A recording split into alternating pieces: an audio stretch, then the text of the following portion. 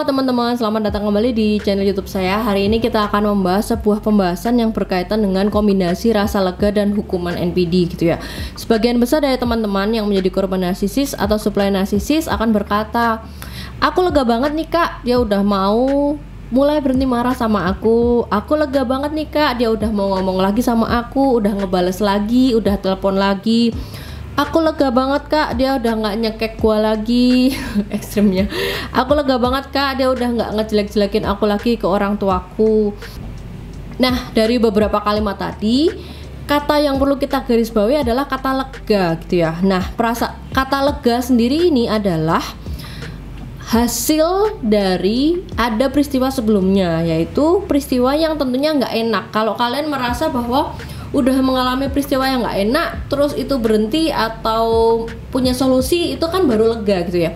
Jadi selanjutnya kata penting lainnya adalah hukuman gitu ya.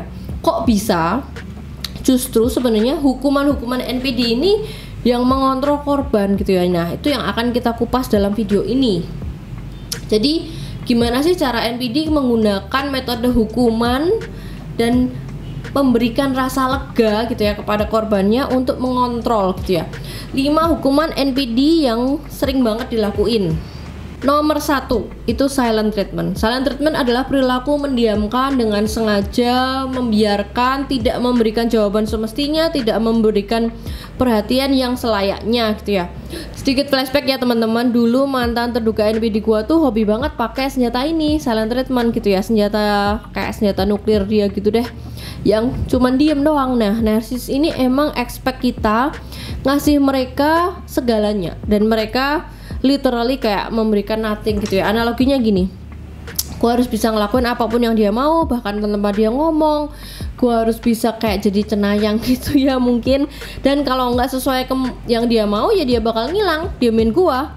Sampai gua sering banget sih ngemis-ngemis sampai bingung ya, lebih tepatnya kayak khawatir, bingung, dan kayak nggak ngerti ini kenapa sih gitu kan, kok jadi ngilang, nggak dibalas segala macam. Dan juga misal gua nggak memberikan fuel apapun itulah yang dia mau, ntar ya dia akan kayak tiba-tiba ngilang atau diem atau membuat gua bingung gitu. Tapi kalau sebaliknya, dia akan meluangkan waktu buat gua seakan-akan dia itu ngeberkatin gue gitu. Itu yang nomor 1. Yang nomor 2, hukuman NPD itu bisa juga berkaitan dengan seks gitu ya. Withhold sex, menahan seks, senjata yang sering banget dipakai narsis untuk mengontrol korban.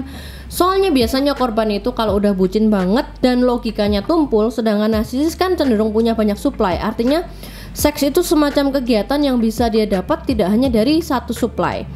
Jika dia sudah tahu tombol-tombolnya, dia udah tahu supply yang mana yang bisa dikendalikan dengan cara menahan seks, korban tersebut akan memohon-mohon dan melakukan apapun yang narsisistik mau demi seks, atau seks itu dijadikan seperti reward gitu ya. Jadi ibaratnya kayak korban itu kalau berhubungan seks sama dia tuh kayak dapat trofi gitu kan. Nomor 3 itu financial control. Financial control ini sering banget dilakukan oleh seorang narsisis yang tahu pasti kalau pasangannya itu bergantung full sama dia secara finansial, atau pacarannya yang emang sangat bergantung dengan urusan uang gitu ya. Dalam hal ini akan dikontrol untuk melakukan fuel yang dia butuhkan. Supply-nya nggak bisa menolak karena pola reward and hukuman itu bergantung dengan urusan finansial. Jadi kayak mempengaruhi kehidupan sehari-hari manusia itu. Artinya pola ini juga sering banget dilakukan oleh narcissist parent gitu ya. Kalau misalkan narcissist parent itu terhadap supply-nya anaknya dan melakukan financial control, biasanya anaknya ini akan mengikuti apa yang orang tua mau. Soalnya kan anak kecil cenderung belum mapan, belum bisa menghasilkan uang, sehingga dia harus terus memberikan fuel untuk narcissist parent. Selanjutnya yang nomor 4 itu adalah hukuman yang berupa rage atau physical abuse up to gitu ya. Rage up to physical abuse. Ini paling ngeri dan menurut gua nih berbahaya juga. Soalnya testimoni korban NPD itu nggak cuman sekedar mengalami verbal abuse, tapi ada juga yang sampai physical abuse kalau terutama jenis NPD-nya malignan. Terkadang bahkan narsisis tidak memberikan apapun, tapi cuma sekedar menghubung. Jadi hukum berhenti aja udah kayak lega gitu. Hukum berhenti aja udah kayak lega. Padahal hidupnya cuman bergantung atau menunggu supaya tidak menerima verbal atau physical abuse. Kalau nggak sesuai ego pasangannya, aku suka dicekek kak.